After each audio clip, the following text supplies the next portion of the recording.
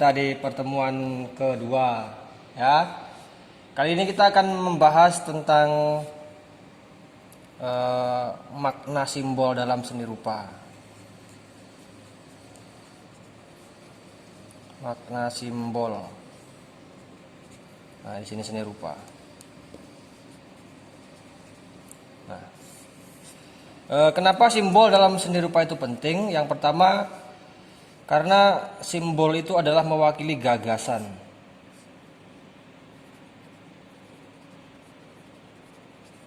Ide, tujuan dari sang pembuat atau bahasanya artis ya. Bahasa kerennya artis. Nah, di sini kan untuk seni rupa sesuai materi kita, seni rupa 3 dimensi modifikasi. Jadi nanti kalian akan coba untuk mencari sesuatu simbol. Sesuatunya itu bisa bermacam-macam, bisa benda, ya, bisa dia hewan, manusia, alam, atau lainnya ya. Lainnya itu apapun itu bentuknya. Yang penting dia berbentuk ya, bukan abstrak, dia berbentuk. Oke ya, sampai di mana tadi? Sampai dibentuk ya. Nah, kenapa dalam seni rupa itu bentuk itu penting ya? Karena ini rupa ya, rupa. Rupa. Jadi dia harus kelihatan. Nah, dia harus kelihatan. Jadi nanti kalian modifikasi bentuknya, dimodif bentuknya, dimodifikasi dari bentuk aslinya. Tetapi yang aslinya masih tampak walaupun sedikit, ya, masih ada, masih nampak, masih nampak aslinya. Nah, ini tujuannya apa? Dia masih nampak. Jadi karakter bentuk aslinya masih kelihatan. Karakter itu sifat, ya. Dia bukan bentuk lagi. Kalau karakter itu sifat. Nah, dari karakter ini nanti ini akan mewakili gagasan kalian. Kalian ingin membuat gagasan apa? Gagasan. Nah, dari karakter ini nanti akan muncul gagasan kalian. Aja nanti.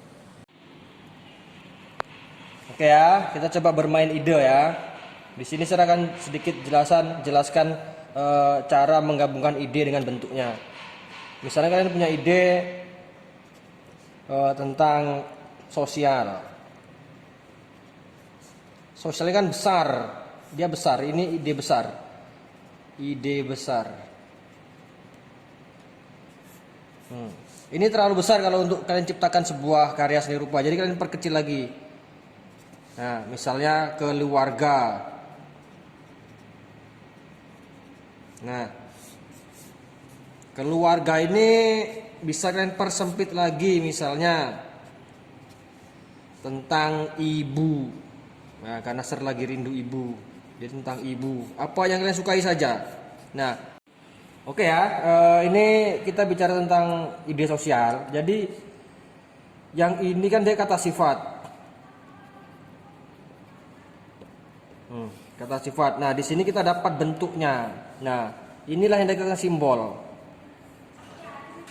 Simbol ya. Setelah simbolnya dapat, nanti kalian cari konsepnya. Konsep.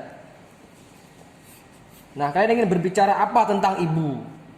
Ya, misalnya kamu ya kayak Ser tadi bilang ya, Ser misalnya kangen dengan ibu, jadi ada kata kangen di sini. Nah, ini baru namanya ide udah kecil. Nah, kangen. Nah, kangen ini yang namanya ibu itu kan manusia. Manusia itu cara mengungkapkan kangennya dengan gestur. Gesturnya boleh kalian pilih. Kalian mau buat ibu secara utuh atau kalian ambil bagiannya saja, gesturnya saja. Misalnya biasanya kan orang karo kangen itu ada keinginan untuk memeluk, ya, ada keinginan memeluk, keinginan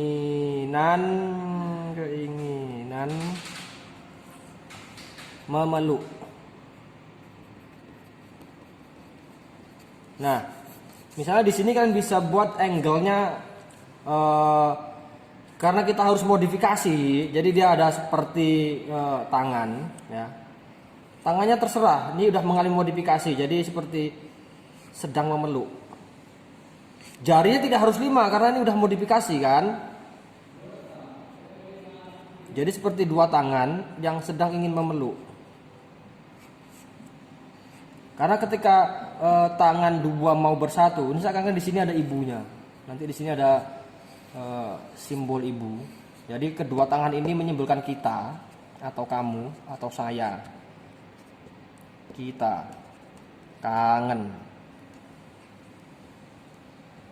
Nah, jadi tangan yang ingin merengkuh seorang ibu, disitulah simbol dari ide.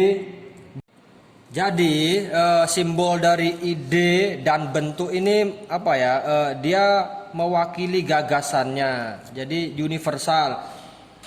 Sangat pas ketika kita ada gestur tangan sedang memeluk di sini, disimbolkan dengan dia rasa kangen seorang anak kepada ibunya. Nah, demikian penjelasan sedikit tentang bagaimana kita mengolah ide menjadi suatu bentuk karya, dan kemudian nanti kalian buat sketsanya. Buatlah sketsa sebanyak-banyaknya, jangan cuma satu seperti ini. Kalian buat 2 atau 3. Jadi semakin banyak sketsa yang kalian buat, makin banyak kemungkinan. Jadi sketsa ini penting ya. Sketsa itu penting. Tujuannya agar banyak idenya. Oke, mantap.